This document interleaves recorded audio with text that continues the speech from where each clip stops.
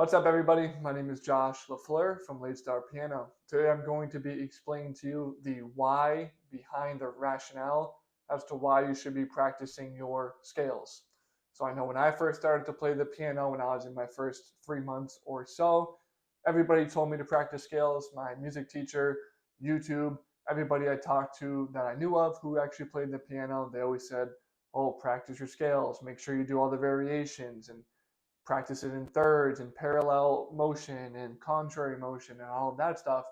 But they never really explained to me why I should be doing that. Just why to be practicing scales. I know it was good. I know it was beneficial for me to do that since that seemed to be the agreed upon consensus.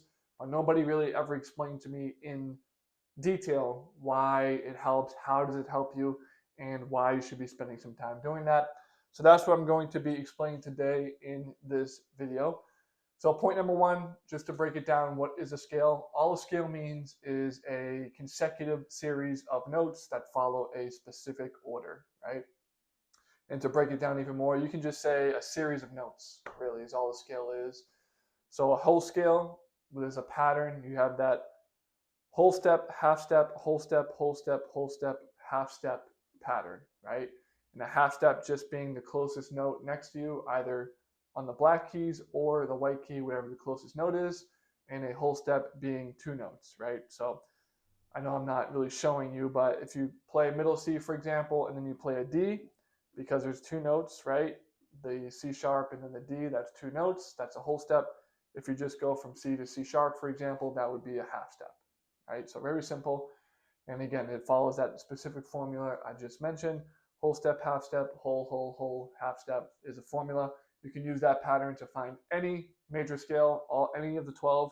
You can start on any note, follow that formula, and you will be playing the 12, one of those 12 major scales, right? So that's just kind of an overview about what it actually is. Now, point number two, why scales actually matter and why you should practice them is because every song has made up of scales, right? Really, we call it a key. So when you're playing a song, it's called a key signature. It's right after the little bass clef and the treble clef, and then you have the time signature, right? And really, why it matters is because when you're practicing the scales, you're practicing all of the songs that have that key. So when you practice your C major scale, you're going up and down the piano in C major. You're practicing with both hands. You're working on what fingers are best to use on which notes, which is huge because when you're playing songs in real time, especially faster songs, you want to make sure that you are planning on what finger you're using so that you can make it as easy as possible for you to transition into the next note or into the next chord, whatever it is that needs to be played next. And when you're practicing your scales, the correct way to do it is you should have certain fingers on specific notes within that scale so that you have one, enough fingers to actually play this full scale and you're ending on your thumb or your pinky, right, for the most time. And two is that when you're doing those turns, when you have to turn over, when you do run out of fingers, that turn is as easy as possible for you to play the next song, right? So that's just a few reasons why scales are important.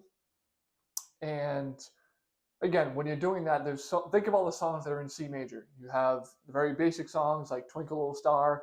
You have Let It Be by the Beatles. You have a lot of songs are in C major. Thousands and thousands of songs are in C major.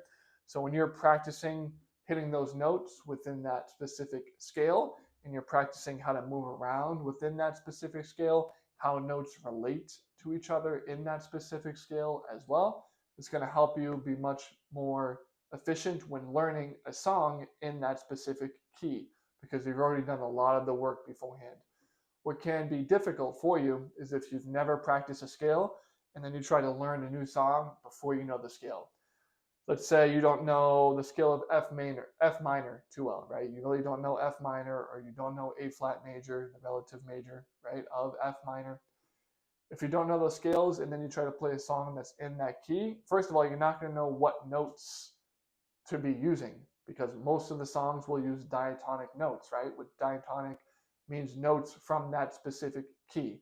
Of course, a lot of songs go outside of the key. They use notes that aren't diatonic, But for the most part, if it's in a specific key, then the song will be using a lot of notes that are home to that specific scale, that specific key, especially with the chords as well, right? So if you're in C major, you're probably going to be playing a lot of C major chords, a lot of G major chords, a lot of F major chords, A minor chords, because those chords are all related to, they're diatonic to the scale of C major, right?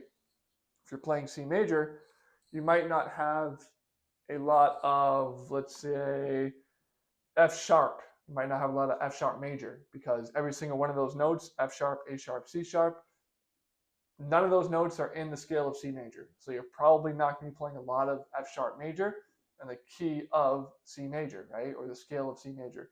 You can. I'm sure there's songs out there that do that. I'm sure there's some example of that somewhere. But for the most part, you're probably not going to be using that. So it's going to help you prepare for the notes and chords that you will be using within that specific scale. Another thing too is that you're actually going to know what the notes are, right? So again, if you're in the scale of C major, you're playing all of the white notes, and then you play, let's say, an F sharp, that is a tritone, right?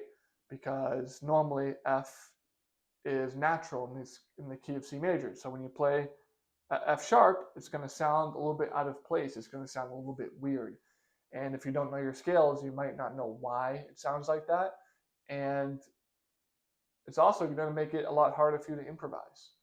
If you're trying to improvise in A flat major and you don't know what the scale of A flat major is, you're going to have a really hard time improvising because you're not going to know what sounds good textbook wise in that scale, in that key center, right? If you're just playing a bunch of random notes in A flat major and you don't know what notes go together, what sounds diatonic in A flat major, you're going to have a really hard time improvising. So that was about 3 or 4 points I just went to. The correct fingerings to use, make sure the crossovers are easy. It helps you improvise. It helps you know what sounds nice together, right? It helps you kind of prep before the song that you play if you know those specific scales, right? Helps you decide what fingers to use, how to move about up and down using those particular notes. It does a lot of help for you. And of course, just the scales themselves, they also help you with your hand coordination. So a lot of people say that they struggle with the hand coordination, right? That's a big thing when you're practicing the piano, is a lot of people, they can't really play with two hands together. But when you're practicing your scales, that's another thing that you're working on at the same time. So now you're working on your theory, your music theory, because you're learning different scales, you're learning different keys at the same time. You are also learning the notes that go along with that specific scale and why. You're learning what fingers to use and why. You're learning how to cross over at the same time, right? And then, of course, you're also, through all of those things, you're also improving your hand coordination. Because if you're doing both hands together and you're going in a contrary motion, you're going up at the same time and down at the same time, but you're crossing over your fingers at different times. So you're working on your hand coordination. You're working on your smoothness, right? Because when you're practicing your scales, everything should sound pretty even. You don't want to come in at different times in the right hand and the left hand. You don't want to accent certain notes, right? So everything should sound smooth. If you're using a metronome, now you have that going as well. You're working on your rhythm while you're practicing the scale all at the same time. Then you think about something like going in contrary motion. So your right hand goes up as your left hand goes down. Now you're going in completely different directions with your hands and with your arms. So again, all of that works on your hand coordination piece as well. So now that someone will tell you to work on your scales, and I will be included in that as a teacher myself, now you know why. Now you know why you should be working on those things at the piano, because there's a lot of benefits for you. You don't have to go too far in this direction and overkill and work on scales for 3 hours per day. But definitely in the beginning, as you're kind of warming up, scales is never a bad thing to work on. And actually, if you don't have this book already, I would highly recommend that you get it. I'm not an affiliate, so I'm not going to make money. This is just a genuine recommendation for you. It's called The Complete Book of Scales, Chords, Arpeggios, and Cadences. It's by Alfred's, and that's the cover of it. And this is a fantastic book because it goes through all of the scales, so all 12 major, all 12 minor. It also goes through the chromatic scales as well. It gives you the fingerings for each one. It gives you the different cadences, right? So like a 1-4-5 chord. and it tells you all the chords that are diatonic within the specific scale. You probably can't see that, but check it out online.